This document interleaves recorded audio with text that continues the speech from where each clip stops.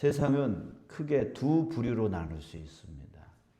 하나는 죄와 사망의 공동체, 무리, 죄와 사망의 공동체, 또 하나는 의와 생명의 공동체, 이 두 부류로 크게 나눌 수 있어요. 자, 이 두 공동체의 시작은 다르게 시작되었습니다. 죄와 사망의 공동체는 아담으로부터 시작이 되었어요. 아담이 죄를 하나님의 말씀에 불순종함으로 그 죄와 사망이 들어왔습니다.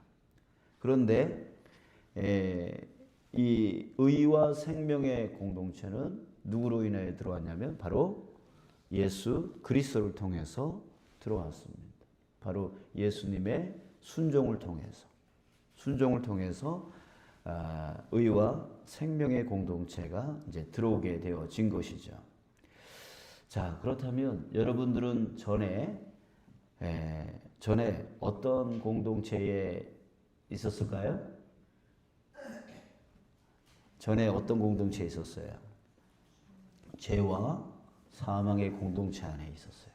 근데 지금은요?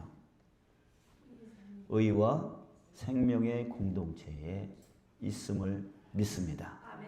네. 그러면 어떻게 그렇게 옮겨졌죠? 죄와 사망의 공동체에서 의와 생명의 공동체로 어떻게 옮겨졌습니까? 예수 그리스도. 예, 예수 그리스도. 자, 여러분, 이게 뭐예요? 예수 그리스도가 나에게 주신 은혜라고 하는 거예요. 죄와 사망의 그 공동체 안에서 나를 건져내어 의와 생명의 공동체로 옮겨주셨어요. 예수 그리스도가. 어떤 방법으로? 자신의 생명을 우리를 대신해서. 우리가 죽어야 되는데 예수님이 대신 그 죄를, 나의 죄를 짊어져 주시고 죽어주심으로 인해서. 여러분, 우리는 이런 예수님의 이 그 큰 은혜, 정말 그 은혜를 받음으로 인해서 이렇게 옮겨졌다는 거예요. 옮겨졌다는 거예요. 자, 그런데 그걸 잘 몰라요. 내가 그런 존재가 되었다라고 하는 사실을 잘 몰라요. 이걸 모르니까 뭐예요? 여전히 욕심 가운데 살아가고, 여전히 죄 가운데 살아가고, 여전히 사망 가운데 살아가요.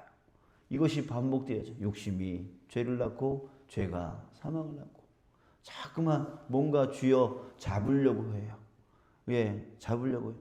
저거 내가 갖고 싶어 하면은 교회 안에서도 그냥 가져가.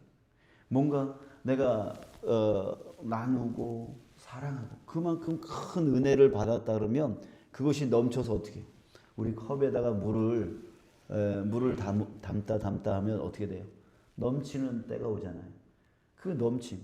여러분, 우리 안에 넘쳤어요. 은혜가 넘쳤어요. 자, 15절 끝에 보세요. 은혜로 말미암은 선물은 많은 사람에게 뭐했다? 넘쳤느니라. 넘쳤어요. 넘쳤어요. 우리가 컵에다가 물을 담을 때 그것이 넘치면 주변을 적셔 나가잖아요. 더 이상 내 안에 채울 게 없는 거잖아요. 이미 주님의 은혜가 내 안에 넘치게 되어진 거예요. 그냥 흘러가는 거예요. 뭔가 내가 움켜잡고 또 채울 이유가 없게 되어지는 거예요. 뭘 깨달을 때? 주님의 은혜를 깨달을 때. 내 안에 주님의 은혜가 충만하다, 너무나 크다라고 하는 것을 진정으로 깨닫게 되어지면 넘치게 되어진다는 거예요. 그래서 사도 바울은 어떤 삶을 살았어요? 넘치는 삶을 살았어요. 자기 자신을 위한 삶을 살지 않았어요. 뭔가 다시 채우려고 하는 삶을 살지 않았어요. 넘치는 삶, 주변에 흘려보내는 삶을 살았어요. 복음을 흘려보내기 위해서 높은 산맥도 넘고 바다를 배 타고 가다가 파손되는 위험도 겪게 되죠. 강도의 위험, 도적의 위험, 그런 위험들. 또 붙잡혀가지고 감옥에 갇히는 그런 삶을 살았을지라도 그럼에도 불구하고 넘치니까 견딜 수가 없는 거예요. 그래서 계속 흘려보내는 삶을 살게 되어지는 것이죠. 예, 살게 되어지는. 여러분, 저와 여러분들도 역시 마찬가지. 바울이 받았던 그 은혜를 우리도 지금 받은 거예요. 예, 받은 거예요. 근데 뭔가 자꾸만 부족한 사람처럼 자꾸만 움켜잡으려고 하는, 자꾸만 채우려고 하는, 가지고 가려고만 하는, 예, 이런 삶을 살게 되어진다고. 예, 그게 뭐예요? 예, 그게 뭐예요?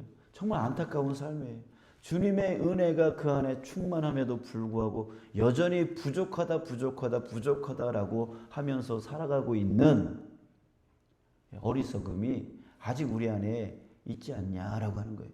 간절히 바라기는 우리 여기 모여진 8명이 먼저 그 넘침의 은혜를 깨닫기를 주님의 이름으로 축복합니다. 예. 그리고 더 나아가서 우리 중문진 성결교회 온 성도님들이 바로 그 넘치는 은혜를 깨닫기를 바랍니다. 그리고 이 땅에 살고 있는 모든 그리스도인들이 교회만 들락달락하면서 여전히 부족하다 하는 하나님께 뭐가 달라고만 하는 그런 게 아니라 이미 받은 은혜가 넘쳤으니까 이제 그 넘치는 은혜를 가지고 나아가서 주변에 부족하다 말하는 사람들에게 그 넘치는 은혜를 나눠줄 수 있는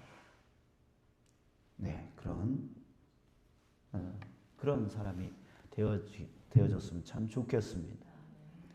예, 여러분 마치 이런 것 같아요.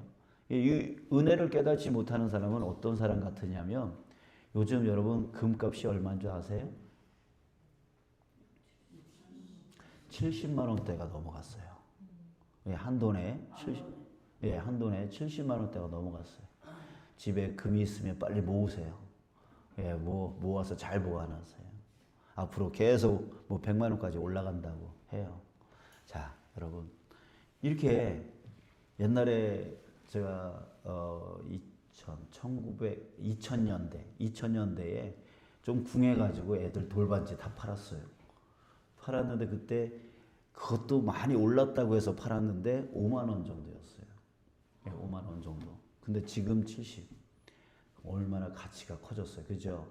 그런데 그렇게 가치가 큰 거를 엄마가 잘 모아가지고 나중에 기회한 데 쓰려고 옷장 속에 딱 넣어놨는데 이 자식놈이 어린 자식놈이 그게 귀한 줄 몰라. 그래가지고 그걸 갖고 나가서 막 갖고 놀다가 잊어버렸어. 여러분 이 어린아이와 같은 그 모습이 바로 주님이 내게 베풀어 주신 이 은혜를 깨닫지 못한 사람과 똑같단 말이에요. 이 어린아이는 나중에 어떻게 됐을까요? 엄마한테 이 비 오는 날 먼지 나도록 맞았을 거예요. 이놈의 새끼 하면서. 그렇잖아요? 그런 것처럼 주님이 내게 베풀어 주신 그 귀한 은혜를 알지 못하고 그냥 헛되이 감정 상한다고 버려버리고 나 바쁘다고 버려버리고 나 저게 더 중요하다고 이거 버려버리고 이렇게 가치를 모르면서 살아가는 그런 사람 똑같잖아요. 똑같잖아요. 가치를 아는 사람은 정말 그것을 모아서 저 깊은 장롱 속에 쫙 집어서 잘 소중하게 보관하려고 하는데 가치를 모르는 사람은 갖고 나가서 그냥 버려버려요.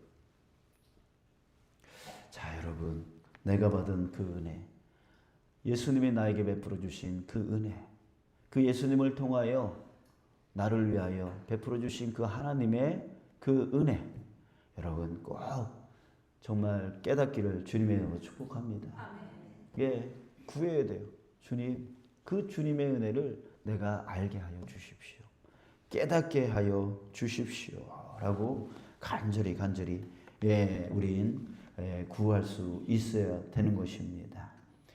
자, 여러분 이것을 우리가 알기 위해서 먼저 죄와 사망에 대해서 우리가 좀 알아야 될 것 같아요. 죄와 사망. 지금 세상 사람들은 자기가 죄와 사망 가운데 있다라는 사실을 알지 못하고 또 우리가 알려줘도 믿으려 하지 않습니다. 왜? 죄의 개념이 틀려요. 저 세상 사람들은 죄가 뭐라고 생각해요? 예, 살인, 강도, 예, 이렇게 TV 속에서 나오는 그 범죄인들이 그런 죄를 저질렀다라고 얘기를 하니까 그런 것들이 죄라고 생각해요. 그러니까 나는 사람 죽인 적이 없고, 나는 강도, 남의 거 뺏은 적도 없고, 그러니까 자기는 죄를 지었다 그래요? 안 지었다 그래요? 안 지었다 그래요. 죄의 개념을 그렇게 생각하기 때문에 자기가 죄인이 아니라고 생각하는 거죠. 근데 죄가 뭐예요? 여러분들이 알고 있는 죄가 뭐예요? 아담을 보면 알잖아요. 불순종. 하나님, 이 세상 우주 만물을 창조하신 진정한 주인이신 그 하나님의 그 말씀을 불순종. 그 불순종의 결과는 무엇입니까? 하나님과의 단절. 하나님과의 단절. 그 단절로 인하여 사람은 불완전한 존재가 되었고 그때서부터 뭐가 들어와요? 두려움이 들어오는 거예요. 예. 완전하다라고 하는 퍼펙트, 이걸 히브리어로 하면 샬롬이라고 해서 샬롬이 우리말로 평안이라고 그랬어요. 그죠? 평안은 완전하다는 뜻이에요. 그러니까 내가 하나님과 연합이 되어졌을 때 그때 우리는 진정한 평안을 누릴 수 있는데 하나님과 죄로 인해서 단절되어지니까 불안이 들어온 거예요. 예, 두려움이 들어온 거예요. 그때서부터 뭐예요? 그 불안을 채우려고 욕심이 들어오고 그 욕심이 죄를 낳고 죄가 사망에 이르게 되어지는 거예요. 근데 사망이 또 뭐예요? 세상 사람들은 사망을 뭐라 그래요? 육신의 죽음을 사망이라 그러잖아요. 근데 우리 사망의 개념을 어떻게 잡아요? 죄로 인해서 하나님과 분리된 거, 단절되어진 거, 영적 죽음을 얘기하는 거예요. 예, 영적 죽음에 이르니까 불안과 두려움 속에 빠지게 되어지고, 예, 그렇게 해서 고통과 고난이 들어오기 시작합니다. 예. 자, 그러니까 저 세상 사람들의 죄와 사망의 개념과, 예, 이 성경에서 말하는 하나님이 말씀하시는 죄와 사망의 그 개념이 완전히 틀리기 때문에 세상 사람들은, 믿지 않는 사람들은, 예, 자기가 죄와 사망 가운데 있는 자임을 깨닫지를 못하는 거죠. 우리도 깨닫지 못했던 자예요. 깨닫지 못했던 자예요. 그래서 우리도 뭐야 내가 무슨 죄를 지었다 그래? 뭐야 내가 무슨 사망을 했어? 이렇게 거부했던 사람들이었단 말이에요. 근데 이런 내가, 그렇게 알지 못했던 내가 지금은 뭐 하고 있어요? 알게 되었단 말이에요. 어떻게 알게 되었어요? 스스로 알게 되었어요? 아니에요. 주님이 알게 해주셨어요. 이게 뭐예요? 은혜란 말이에요. 은혜란 말이에요. 주님이 나를 불러주셨어요. 예, 나를 불러주시고 또 불러주실 뿐, 교회를 다니게 할 뿐만 아니라 또 그 안에서 나를 만나주셨어요. 그래서 그때 내가 깨닫게 되어진 거예요. 내가 죄인이었구나. 내가 사망 속에 있었구나. 그런데 지금 나는 의와 생명을 얻은 사람이 되었구나. 이게 깨달아지는 거예요. 그게 깨달아질 때 내 안에 그 은혜로 충만해집니다. 여러분, 은혜가 무슨 뜻인지 아세요?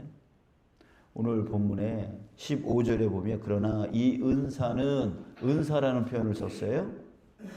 또 16절에 뭐라 그랬어요? 또 이 선물이라고 그랬어요. 이거 영어로 보면은 기프트, 다 선물이에요. 선물이 뭐죠? 돈 주고 사는 게 선물이에요? 아니죠. 무상으로 값없이 주는 게 선물이잖아요.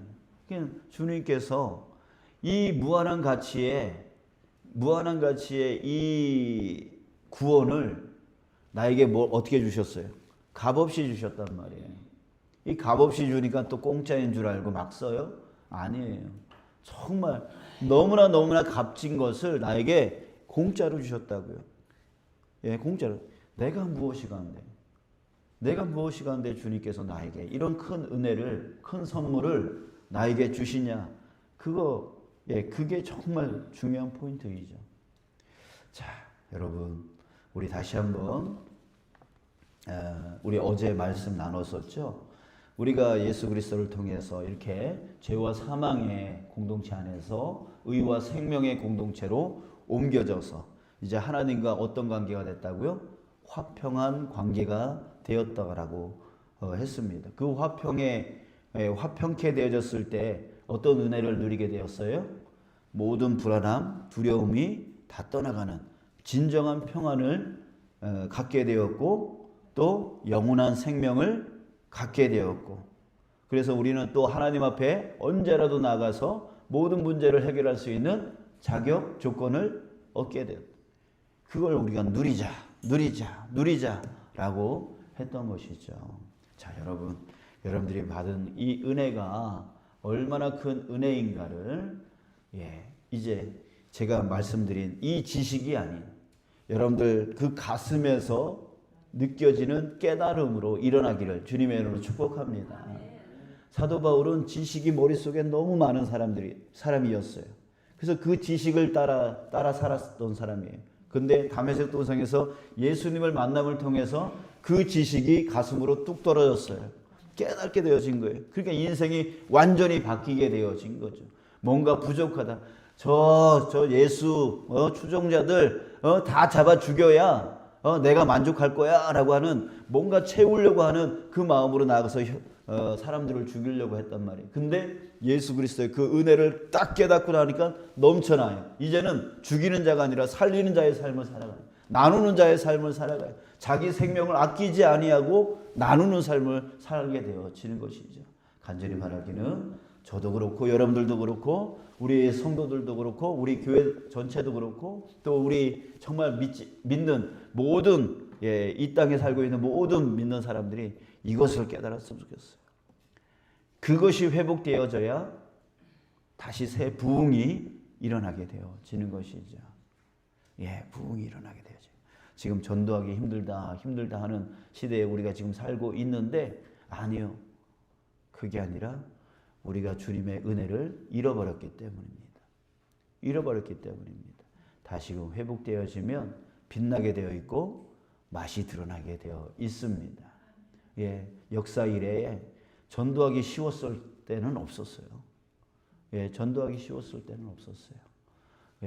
우리가 온전히 서면 그 온전히 선 모습을 보고 주님께로 나오게 될 줄 믿습니다.